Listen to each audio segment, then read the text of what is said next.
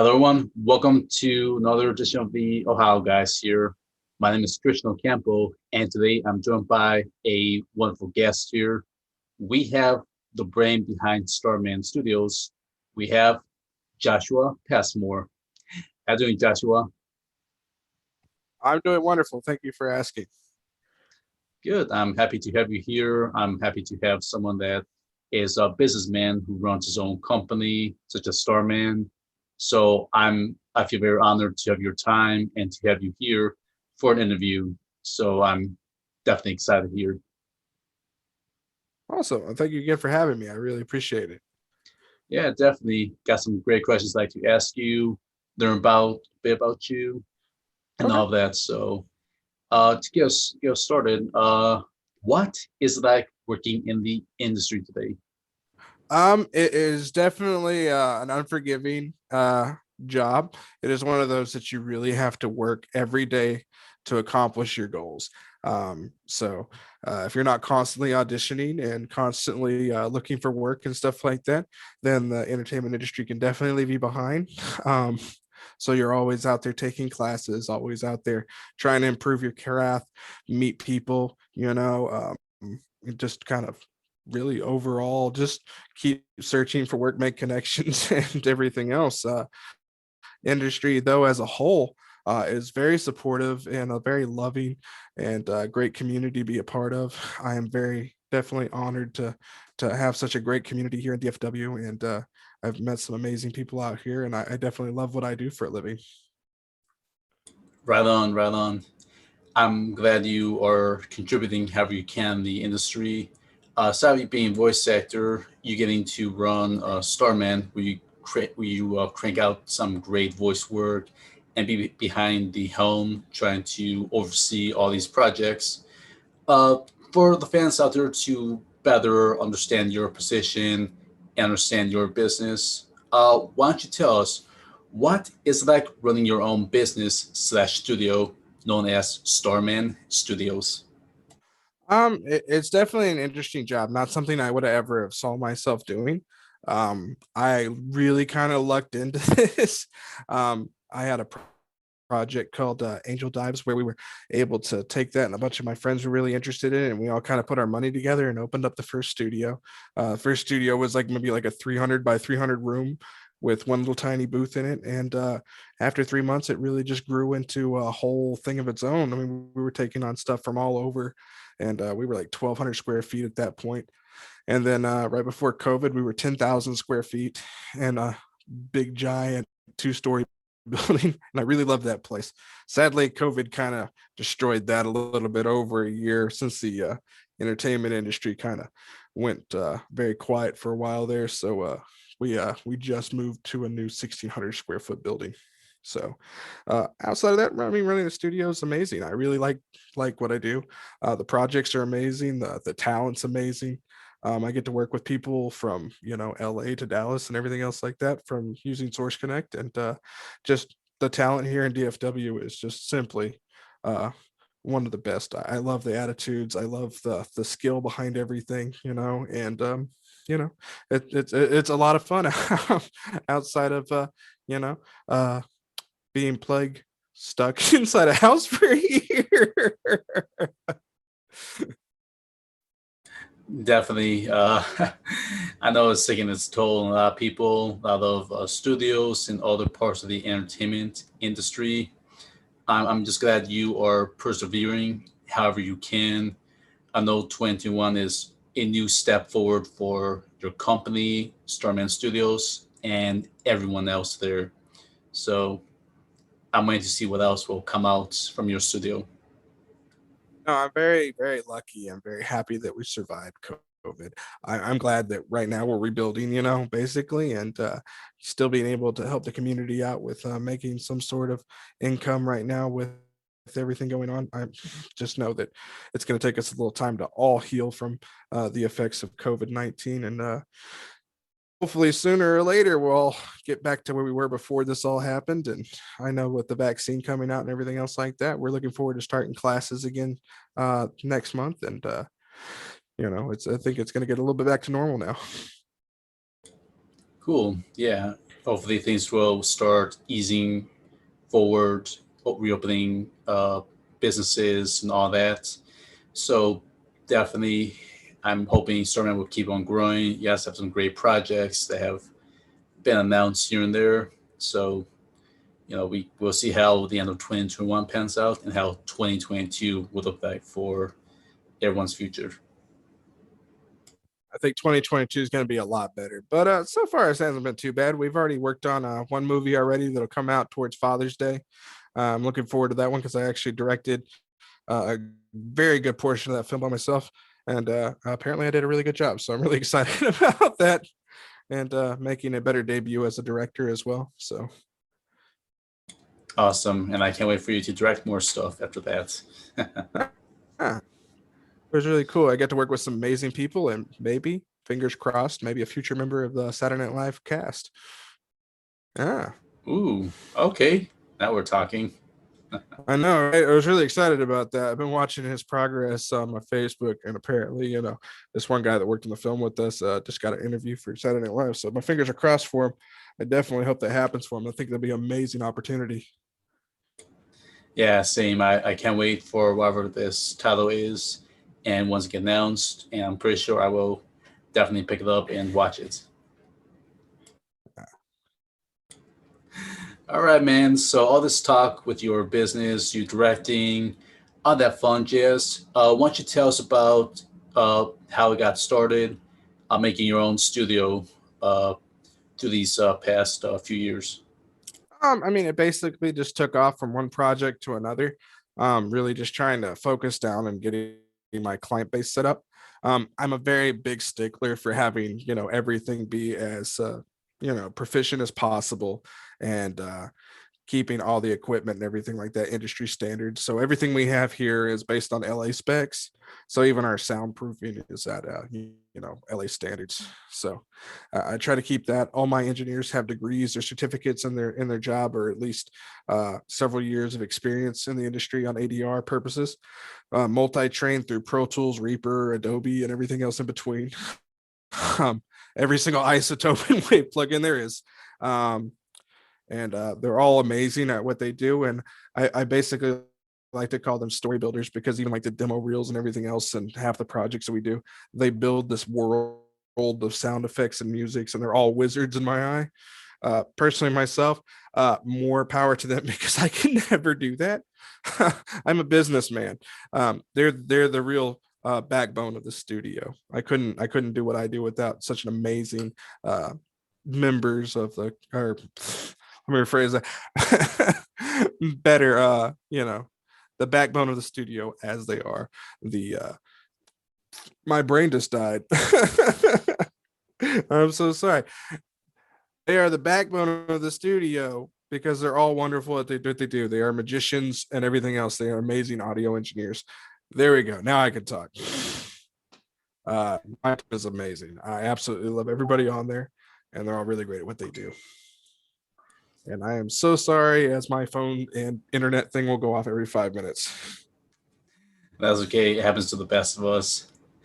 But yeah, no, I'm Yeah. happy to hear about your business, you being the captain of your ship with a great crewmates to help you out.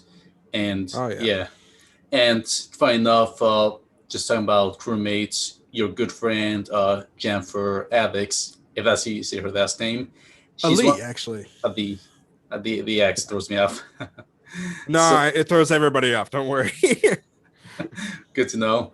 She's one of the reasons why I kind of stumbled upon both Starman Studios and you as well, since you've always been a co-host in her live streams, and just getting to explore Starman Studios, see what it's about, what kind of projects you do, always has piqued my curiosity and has finally got us this interview after almost a year and a half or so of me just poking around during the live streams, and now you me can talk over here on Zoom. Yeah, fair enough. I mean, Starman basically is what it is a community run studio. So everybody that works here is a voice actor. So we're voice actors for voice actors. We really like to give people their start in the industry. So, like new people that really haven't had a chance and stuff, we have smaller projects that we'd like to get them to cut their teeth on, or some of them really impress us and they get on some of our movies as lead characters right at the get go, um, which is really cool. Jen is actually our casting director and she directs here too. So she actually, her job is to listen to every single audition that we get because we do 100% fair casting here. Um, so nobody gets in just on their name alone. For any of our projects, you get in based on talent merit. So we really like doing that because we really want to kind of destroy the stigma of, oh, okay, I had to be famous to get jobs. No, you have to have talent in the acting shops to get jobs, and that's where we're really trying to go with our studio and try to make the difference in that way. Yeah, definitely. That was perfectly summed up. Just hearing from you, hearing about what Starman really is. No, it's not just any other studio. It's, as you said, a community of voice actors for voice actors. And it's definitely amazing what you guys do. You guys trying to help people expand their horizons, expand their resumes, trying to work on small projects that can hopefully lead to bigger projects down the road. So definitely a good thing you guys have in your hands. Yeah, I mean, we've had a lot of amazing talent come through here and work on our movies, work on our projects, take our classes and stuff like that are now signing with some of the bigger agencies in LA. They're now lead characters of Funimation, they're lead characters in Gearbox video games. They go on to do amazing things. And it makes me really proud that we're able to help these people get there to that point. Yeah, definitely, and I wholeheartedly support that. I'm always happy to see newer actors or actors that have known for doing smaller stuff get to these dip their hands in somewhere else and try to get more experience.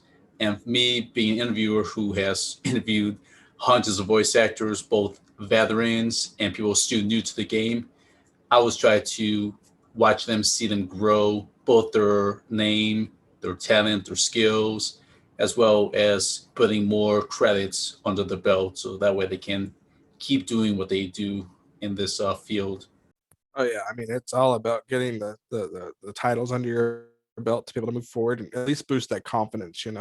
Especially, I know some people go months and months and months before they get their first professional gig. And I think there's enough work for everybody, and it's not has to be this big competition and stuff.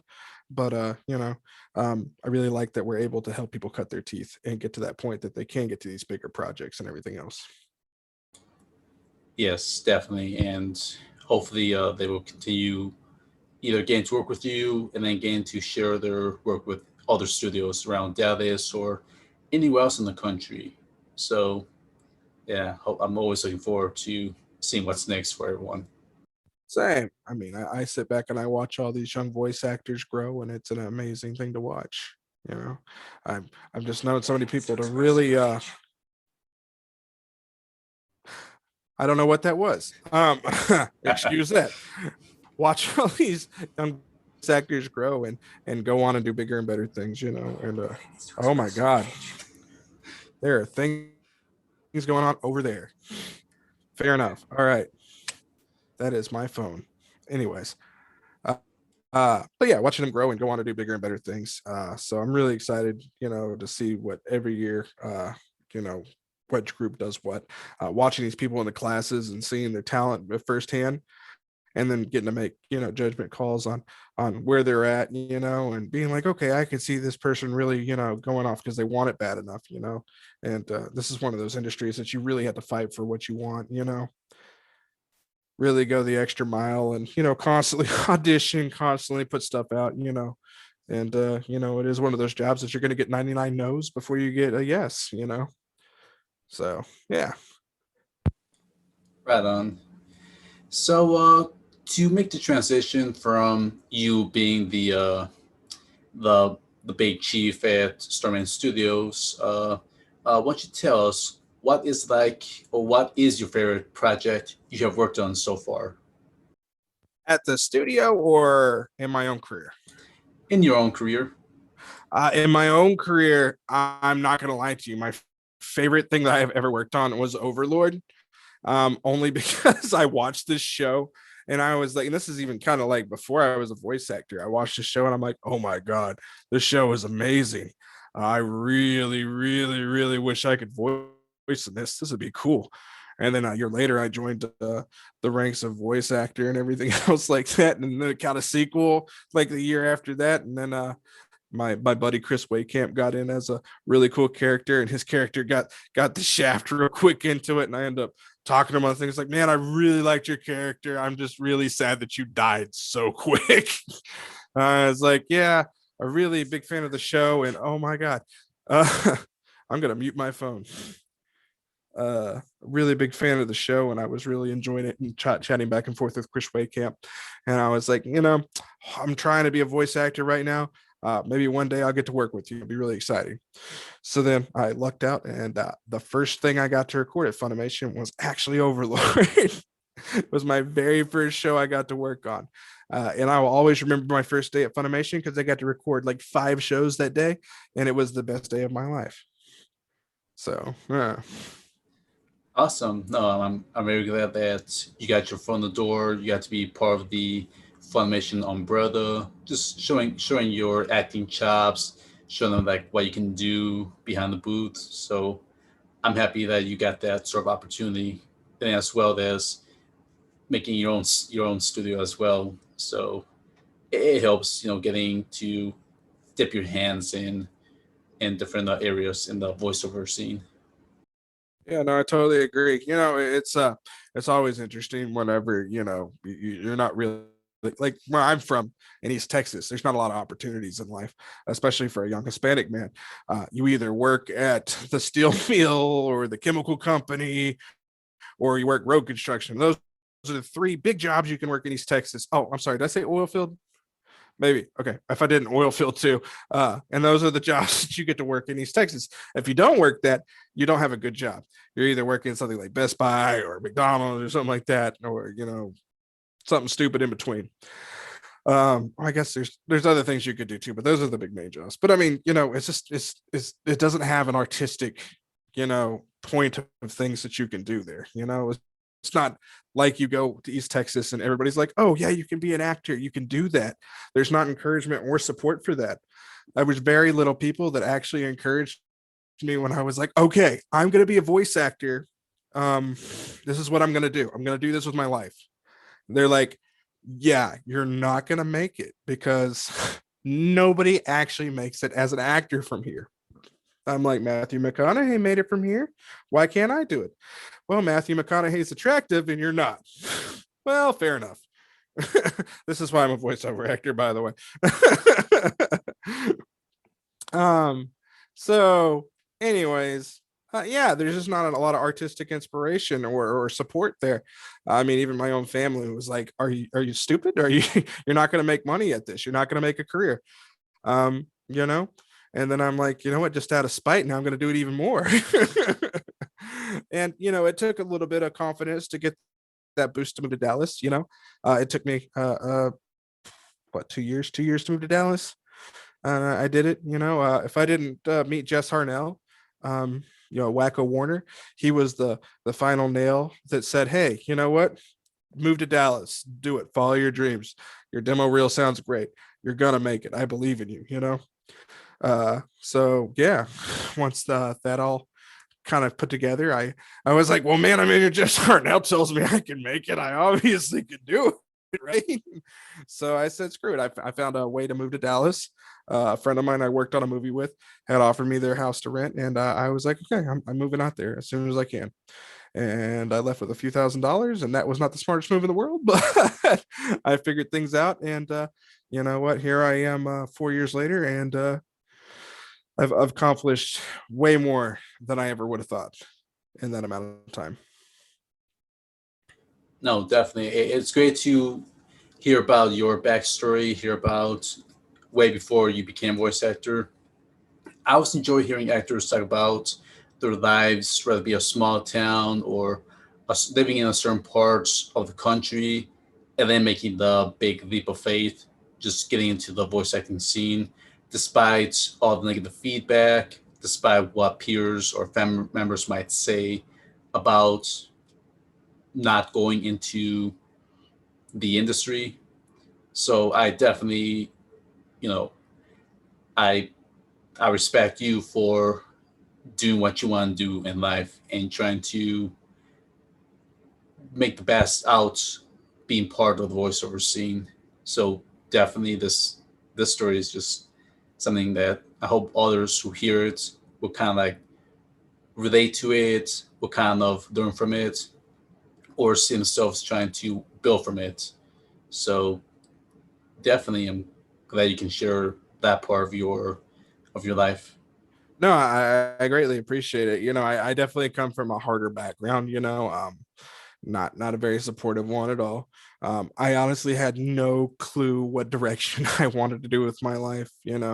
I literally just was lost, honestly, working a 9 to 5 and really just hating everything about it. Um, and in a small town, there's nothing to do. So, I mean, literally it's, hey, let's go party or do something like that. And I just always felt so bored with that. It just wasn't really what I wanted to do, like, oh, okay, so I work, I save money, I get a house, I do this, and these are the steps of being an adult. I'm like, but I'm like super nerdy and like this isn't what I want out of life. I don't want this, so looking for something bigger and better, definitely worked out. It all kind of lines up, and everybody's story is different of how they got into the industry. I lucked out and went to a comic-con and sang karaoke and voices, and my buddy from The Walking Dead, who's now my buddy but at the time was not, uh thought I was a guest at the con because I did voices. He thought I was a voice actor, and he's like, oh, you're not a guest I haven't met yet. I spent a couple hours with everybody before they realized I wasn't another guest at that con, and it was very funny. And uh if it wasn't for him, we've been friends ever since. Like, he didn't abandon me. Like, he told me, hey, you need to be a voice actor, and he's like, I'll be your friend, and I'll tell you anything that you need to know about acting or what the next steps, and we'll go from there. And if it wasn't for him, I wouldn't have found this outlet. I wasn't even looking for voice acting. It wasn't something that was there for me. Karaoke was what I did as my stress reliever from the world, and I just have always done voices because I'm one of those guys that like to do crazy things with his voice just for the fun of it, and make people smile that way. And some people find it annoying, some people find it great, and it just kind of worked out for me. So, not that doing impressions and stuff like that really gets you a lot in voice acting, but hey, it's still fun. So, I was lucky to be at that con at the time I was, and now I'm lucky to be where I am now due to that. Yeah, no, definitely. I'm glad you found someone as supportive, especially someone that has worked on The Walking Dead, a very highly acclaimed show, and just to draw a bit of confidence, at least have some sort of inspiration to find your little niche, find your little calling in this industry. It's great now that just as you look back, you are, the CEO slash president of your own company, and not many people can say that they own their own company, either because of the responsibilities or just having the confidence to even make their own company and and try to get some work done from that point on. So I'm very glad that you found some good people in your inner circle that you can look to, confide in them, and ask for help whenever you need. No, it was definitely something I wasn't looking for opening the studio. I just thought I was going to move to DFW and be a voice actor, and that's all I was going to do. And I just looked into it, and it was a struggle at first. It wasn't something I ever saw myself doing, like I said. So all their financial responsibilities, making sure people are paid on time, making sure we're making money, doing this and that, paying rent, paying back loans, doing that and this, not things that like I would ever expected. And the responsibility definitely at times was stressful. And I mean, after several years of doing this, I've figured it out to at least a good gray area of, okay, this is how we do this. This bill has to be paid then. Okay, we need this software here. We need to keep upgrading stuff like this. All right. It's kind of like playing that game Risk, I guess, where you kind of like, okay, this is our territory over here. These are our clients. Nobody else can touch these clients, so we'll get them. All right, now we want to kind of move our pieces over here and try to conquer these people over here so they start using us too. So that way we can keep offering opportunities to other people. Keep offering opportunities to other people. It's definitely interesting. Was it Stratego? I don't know if it's Stratego or Risk. My bad. I don't play board games as much as I probably should. But you know what I'm saying. It's kind of like on the map where you're trying to figure out where you go for your client base and everything else like that. And I've been lucky, and all our clients have really loved us. And our demo reels that we do for the community and everything else like that have been really popular. And I've gotten a lot of people work, and I'm really glad that we can provide that. And I like to keep things at a simple, lower costs than other people too, because I just don't believe in very high fixed rated rates. Because when I got into voiceover, I just didn't have a lot of money, you know, and I know a lot of these people that are starting out don't have a lot of money. So I don't want to take advantage of a situation like that. I really want to try to help the community the best I can. And you know, me and my team firmly believe in that mission that, we can make everything affordable and, cost effective, and really help out the community the best we can that way. Yeah, definitely. I'm very glad that you have sympathy towards towards that cause. Towards making sure everyone gets paid right. It is a very delicate subject for anyone who either runs business or is part of that business chain, trying to distribute as much of the fair share out there. So you and your team definitely have the right mindset to make sure that everything is all paid and well. So it is something that most most other companies could either take a page out from you or can at least learn from you to make sure that when it comes to finances, everything should be on the same ground level. So glad you were able to acknowledge that part of your business. Yeah, I just don't really have big ambitions to be rich. I mean, I grew up with no money at all. I didn't have anything besides a TV, and if I was lucky, a Sega Genesis when I was a kid. So it doesn't really take a lot to make me happy in this world. As long as I got good company, the TV and video games. Outside of that, my only big responsibility and the only thing that I'm really trying to make money for is that I have an autistic brother, and I don't want to leave him, without some support. Because eventually my parents, our parent will go, and then it'll be me taking care of him. And I just want to be able to provide him a good house and an area where he can be safe, and I can take care of him and give him the support that he needs or the care that he needs, during all that. So, I mean, as much as I'd say I love to work for myself, it doesn't take me much to really be happy in life. So honestly, I work more for him every day. I work more for my employees to get what they need and what they want. So I'm actually probably the lowest paid person here. Definitely, you got a noble cause. Like I said, you really know what you want to put in both in your life and to those around you, and I think there's good reasons by themselves to get you through the day, to these get you to work at your studio for for something to kind of take care of your brother, look out for your family, that sort of thing. Just something very simple and something straightforward. I'm a very, very easygoing person. It does not take much for me. Outside of making sure my brother's okay, uh, that's pretty much it. You know, um, Yeah, I could definitely. very be happy with all the goals that I've made already and accomplishments that I've already achieved. I'm very happy with everything. So, if I were to go today, I'd die happy. Right on.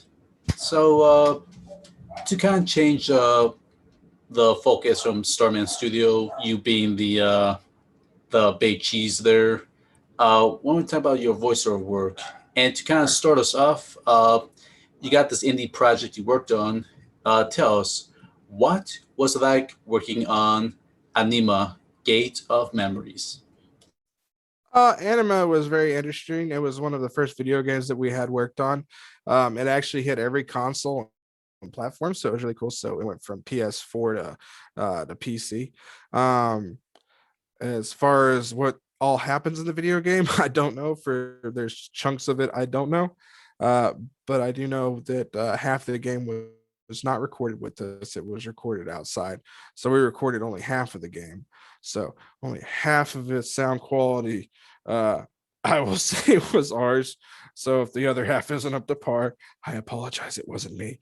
But it was a pretty cool looking game. I mean, from what I saw of it, I mean, we got to work on a little bit of a game called Visage that worked on a PC, and it was pretty cool too. So I definitely like the horror genre more than the RPG a little bit more. But video games are fun to work on in general. You get more open freedom to record on prelay projects than you do when you do dubs. So yeah. Yeah, video games are always fun, especially indie games. Like there's more of a focus on the storytelling, the visuals, the gameplay mechanics. I'm a guy that really enjoys indie games whenever I get introduced to them, especially with actors, the smaller actors out there who mostly work on indie games, and I follow them on Twitter, Instagram, and they'll post like an indie game where it's like, hey, I'm working on this, and I'll get invested because it may not be a triple A game where it has all the bells and whistles on it. And the indie games, they really try to focus on what games should be something you enjoy, something that really wants to tell a story from beginning, middle, and end, as well as you having fun controlling the game, whether it be the player, controlling the narrative of the story, so on and so forth. So definitely, I've always have a special place in my heart for indie games here. Fair enough. I love working on them.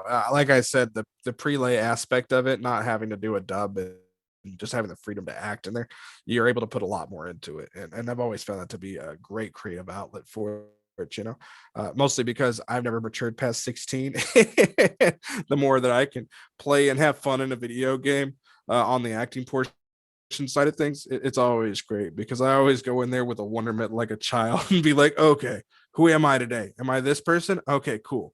Let's see. I am this guy right here, and I'm going to do whatever he wants me to do. I am this Hispanic kind of conquistador kind of thing right here.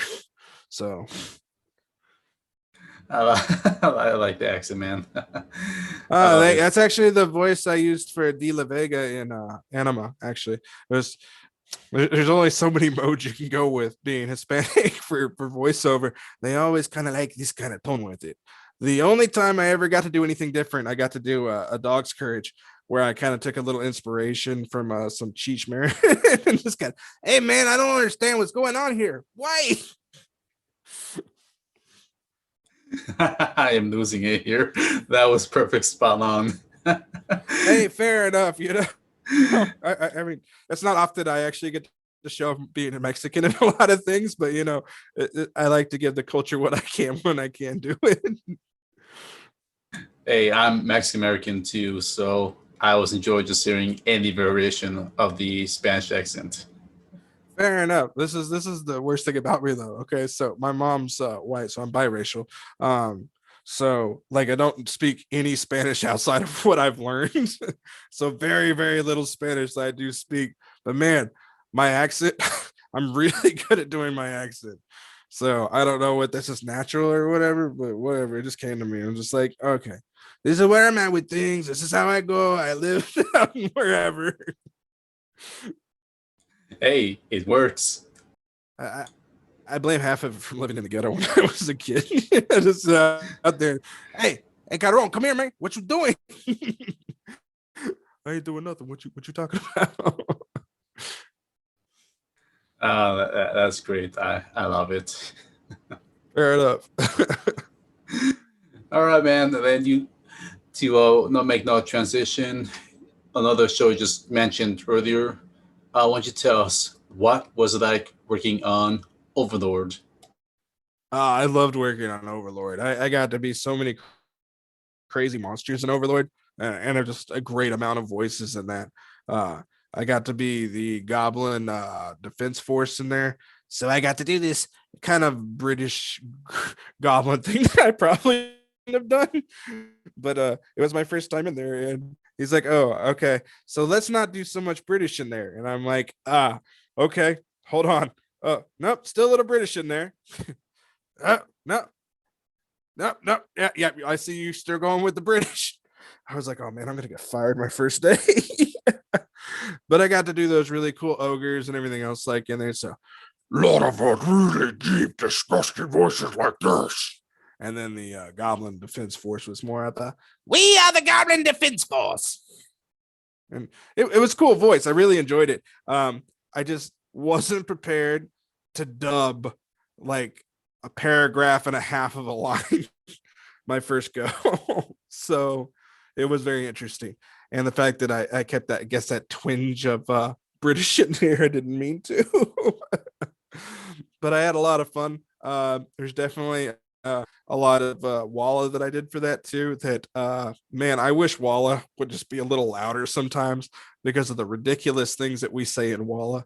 I'm literally like when Karn Village is on fire in season 3, I'm literally freaking out trying to find my grandpa who's on fire. And yeah, well, the secret is my dog's name is Grandpa. I've actually implemented him into several different animes now. Have you seen my grandpa? He ran out that way on all 4 legs. He's on fire. Oh well, no. Oh yeah, you can hear it in Fire Force, Overlord, Fairy Tale, and a couple other animes I did. Grandpa has made it into those. I gotta listen to those. I mean, you just really got to turn your TV up and hear that wall in the back because there's some funny stuff we all say in there. I can imagine now that you shed more light onto it. Oh man, yeah, you should hear some of the walla we do for our movies. Oh man, it's bad too. And I'll be there too, listen carefully. All right, man. Since you mentioned Fairy Tale as well, why don't you tell us what was it like working on that show? Oh man, I loved working on Fairy Tale. I used to be a very well, I mean, not used to. I was always a big fan of Fairy Tale. I really enjoyed it. Todd Habercorn was a big inspiration to me as a kid. So like growing up in high school and stuff like that, watching him and stuff like I mean Fairy Tale, obviously, and some of the other stuff like D Gray Man and stuff. So my very first day on Fairy Tale, Todd punches me out. So then I became so it was the last season of Fairy Tale that I got to work on. And so I'm a part of the Orochi gang members. I'm the blonde hair guy with the face tattoo. So I got a little bit of a chunky voice like this. And to say we ain't gonna take any of that Natsu stuff going on right over here. And then I'm a couple of these bandits and stuff. And like literally the first character I do, he like knocks me off of this character. It's like the first episode of the final season or the third episode. It's either the first or third episode. And he literally fire dragon roars me right off this carriage, which great honor to be knocked out by Todd Habercorn. my I think that was my second time in a Funimation, maybe my third. So not really sure, but in there it was still one of my first 5 appearances in Funimation, and then getting Todd Habercorn to beat the crap out of me on anime was awesome. And then I got to be this really cool samurai guy later on in Fairy Tale. And I really love that. It's like one of my favorite characters I've got to voice, where I actually got to be a member of the Fairy Tale Guild. Yeah. Yeah, no, Emma. So no, glad you could be part of Fairy Tale, one of the longest running shows going on right now. I lost track how many episodes they have now. It's over now. So now they got a new show coming out, Eden Zero, I guess, with kind of a similar basis because that world of Fairy Tales, like it's Rave Master, then Fairy Tale. Now this Eden Zero is the next one, and I guess Netflix has just picked that up. So I don't know if they're going to be using any of us for that. So Right? Yeah. No one knows for sure if when Netflix gets involved with things. yeah, I mean, usually most of the time they use Netflix people, they use the LA actors. So Maybe one day they'll change and be like, oh yeah, we'd love some Dallas talents and things. But for now, it's whatever. Yeah, hopefully so. Yeah, we'll see. And again, glad you got to be part of Fairy Tale. It's Samesies. yeah, it's just the animation is always no fun to watch. And yeah, again, I didn't watch everything from order. I'll see clips here and there, or if I can say like through an episode, okay, I at least understand what happened so far. No, it was really great. I was in Fairy Tale so many times too because it was such a long running season. But I mean, I was really cool or really glad that I got to work on some really big shows. Definitely Overlord, Black Clover, Fairy Tale, Attack on Titan. Those are definitely some of my bigger favorite ones that I've got to be a part of. Free, I got to be in that as well. And Fire Force. So that was really cool too. Yeah, tons of action-packed shows right there you just listed. Yeah, well, Attack on Titan one, a lot of people love that. And I'm like, I'm nobody really big in Attack on Titan, but I guess I'm still in it. You fair point. Fair point. All right, and just come back to Starman Studios, and you mentioned this one as well earlier. Uh, what was it like working on Angel Dives? Angel Dice is very interesting. It was made by an Indonesian man named Lim Mahal. I can't say his last name. So we just always call him Lim, and he made this show, and it was a very interesting animation that he had pieced together by himself. It does have more of a religious aspect to it, but overall, I mean, it just looks like that typical. Hey, man, there's this guy that has special powers and this force of people that turn into like these um, kind of Power Ranger-ish type people without the costumes, and they fight these. I mean, I guess it's kind of a mix of Evangelion with a little bit of Power Rangers to it, I guess. So yeah, It's got that guy next flavor and a bit of that little Studio Trigger taste to it. a little bit, yeah. But it was just really interesting because the project he was just working on it by himself this whole time, and we've always kind of hoped that it was going to go further, but it just takes so long to animate things on your own, especially when you have no budget. Yeah, definitely. Definitely a passion project of his, and hopefully, if he does make more episodes or keep it going, No, we we'll definitely see look how. forward to it. So if it happens, it happens. If not, it was great for what it was, and you know what, it really launched the studio. So we all loved it here. So Yeah, and I think it's on your guys' YouTube channel for any of the viewers who are listening to this interview. yeah, Definitely go check, and I'll definitely try and put the link down below so people can go watch the first episode. yes, I don't remember if we uploaded the remaster one we did, but that's the better version of it. It's okay. I'll whichever gets them introduced to it. I'll definitely be happy to leave in the description down below. Fair enough. Look for the later dated one for sure. Because we did remaster it later on because Indonesian is such a hard one to dub over in English, and we didn't have much of a script at all. We had to kind of go off the subtitles on YouTube. So yeah, when we script adapted that, it was an interesting one. I can only imagine. Yeah. All right then. Now I have a funny question I'd like to ask you. If you could be any character you have played in real life, who you be, and you can mix and match Like any character that I would want to be in Funimation. anything, whether it be from the Formation projects or from your Starman Studio projects. Oh, if anybody that I voiced. Yeah, fair enough. Um, hmm. I really like the samurai guy from Fairy Tale, but you know what? I got to voice this guy in One Piece. That was a part of the Red Hair Pirate crew, and I'm really interested to see if he comes back later on because I've seen stuff that shows he comes back later on and he turns from this little short guy to this big giant buff guy with a monkey, and I'm kind of hoping that I get to actually still get to voice him later on. I got my fingers crossed on that one. because I would definitely love to stay a member of the Red Hair Pirate crew. I got to do that in the Ocean Blue redub we did not too long ago, or I guess it's been a little while. I kind of forget the COVID year. I don't count the COVID year.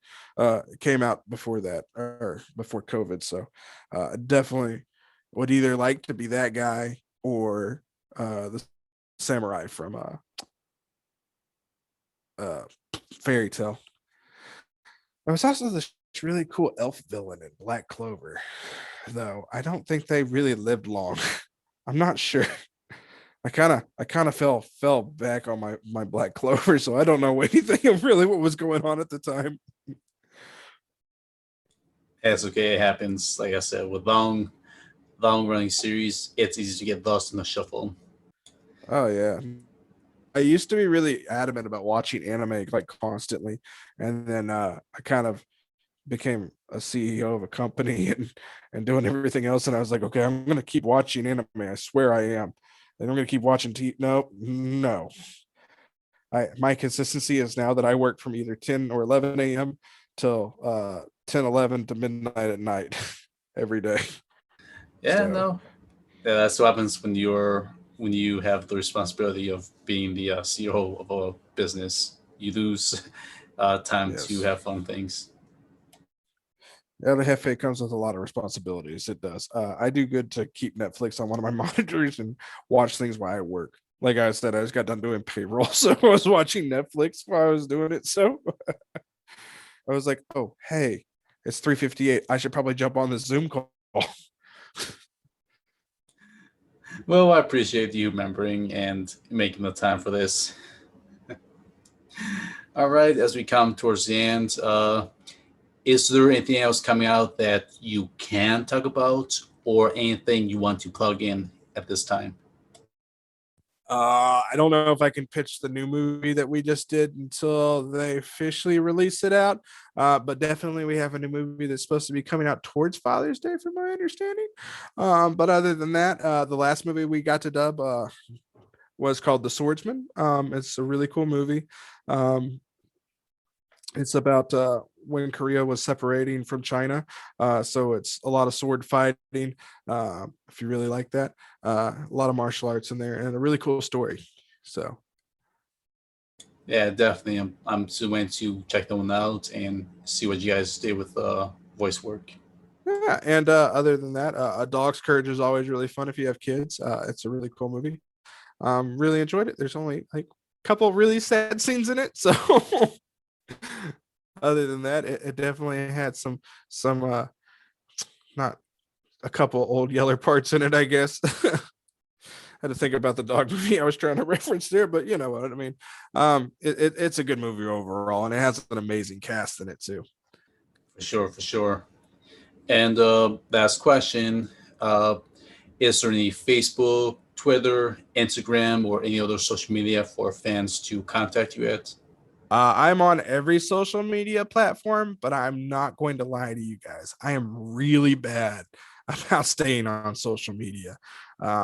If you hit me up on there, I definitely answer back. But other than that, I only really post things when I've got something to talk about. Other than that, I just don't really, do social media that much. It's just not really my thing. I think Facebook's the one I stay on the most, but I don't really, say anything. Sometimes I post things from the studio on my Facebook and stuff like that. But I mean, that's about the only one I really do. Uh, but yeah, I do have all of them. Definitely follow me. Greatly appreciate it. I don't know if I'll talk much, but I appreciate everything whenever I always have somebody that's a fan of my work. So, you know. All right. Well, then there was that, and you can also fans to follow the StarMan Studios for any updates as well on both Twitter and Instagram for any of the latest projects that pop up. Yeah, that one actually does get updated every day. So luckily I don't have anything to do with the social media on there. Someone else is in charge of Otherwise, that. it would be a barren wasteland. Oh, they have to be. Like I said, I am the worst about social media. I just, I used to talk on social media, and then I realized, you know what? I just don't really have anything to say on here. No, Like I got to a point where I was just like, I could talk about things that I've done all the time, but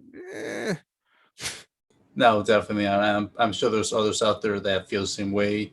Uh, it is a different form of communication, so I can understand where you're coming from. yeah. No, I totally like, when people say, "Hey, I heard you in this and I really liked it," versus me just like posting it on there and it's like, "Oh yeah, you were in this show or you did this or that." Well, I kind of like my organic ones that are like, "Oh man, who voiced that guy? I gotta find him on IMDb or something," or Anime News Network. Yeah. I don't know. I'm just not good about it. I probably should get better. Takes time. It'll take time. Fair enough. Fair enough. All right. Well, thank you, Joshua, for your time making this interview happen. I'm happy to finally make this happen after getting to know a bit about you, getting to see you on Jennifer's Twitch live stream, which fans can always go check you out there whenever she live streams or whenever you decide to hop on. You're always a funny guy there. Thank you. I appreciate it. I always try to be funny. So whatever I could do to make people laugh, I think is always, the best thing.